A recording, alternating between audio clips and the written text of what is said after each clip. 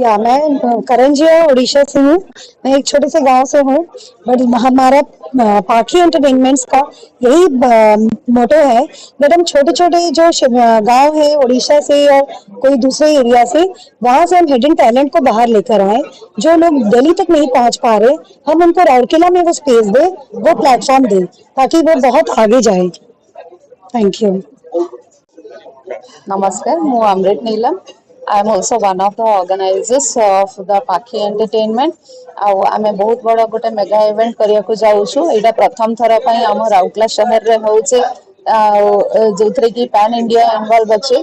ଆଉ ଆମେ ଚାହୁଁଛୁ ବେଶୀରୁ ବେଶୀ ଝିଅମାନେ, ବେଶୀରୁ ବେଶୀ ଲେଡିଜ୍ ମାନେ ଆସନ୍ତୁ, ଏଥିରେ ପାର୍ଟିସିପେଟ୍ କରନ୍ତୁ। ଦେ ସୁଡ୍ କମ୍ ଫରୱାର୍ଡ, ଯେମିତିକି ମ୍ୟାଡାମ ଅଲରେଡି କହିସାରିଲେଣି। ଯୋଉମାନଙ୍କର ପଟେନସିଆଲ ଅଛି, ଯୋଉମାନଙ୍କର ଟ୍ୟାଲେଣ୍ଟ ଅଛି, ଯୋଉମାନଙ୍କୁ ଫୋରମ ମିଳୁନି, ଆସନ୍ତୁ ଏଇଠି ଭାଗ ନିଅନ୍ତୁ। ତାଙ୍କୁ ବି ଏକ୍ସପୋଜର ମିଳିବ, ତାଙ୍କୁ ଏକ୍ସପେରିଏନ୍ସ ହେବ, ଗୋଟେ ଏକ୍ସପୋଜର ମିଳିବ। ଆଉ ତା ଛଡା ତାଙ୍କ ରେକଗ୍ନିସନ ବି ମିଳିବ। ଆଉ ତା ଛାଡିକି ବି ଆହୁରି ଯଦି ସେମାନେ ଇଣ୍ଟରେଷ୍ଟେଡ ଥିବେ ଆଗ ପ୍ଲାଟଫର୍ମକୁ ଯିବାକୁ, ଯେମିତି ଇଣ୍ଟରନ୍ୟାସନାଲ ପ୍ଲାଟଫର୍ମ ଗୁଡାକ, ତାହେଲେ ବି ସେ ଯିବେ। ଆଉ ଆମେ ତାଙ୍କୁ ସେଥିରେ ଫୁଲ ସପୋର୍ଟ କରିବୁ। ଆଉ ଆପଣମାନଙ୍କ ସହଯୋଗରୁ ଚାହୁଁଛୁ ଯେ ଏଇ ପ୍ରୋଗ୍ରାମଟା ସକ୍ସେସଫୁଲ ହଉ।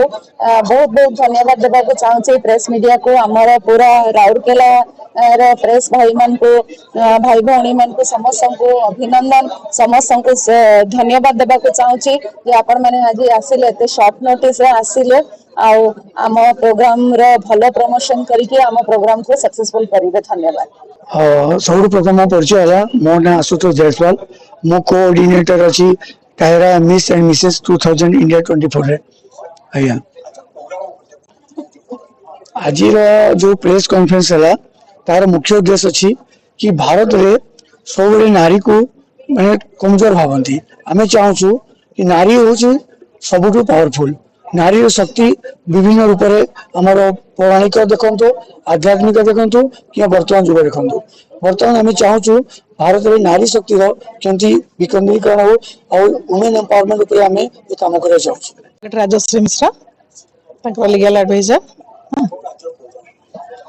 आज प्रोग्राम तो आमर पाखी एंटरटेनमेंट जो मिस एंड मिसेस इंडिया टीएरा।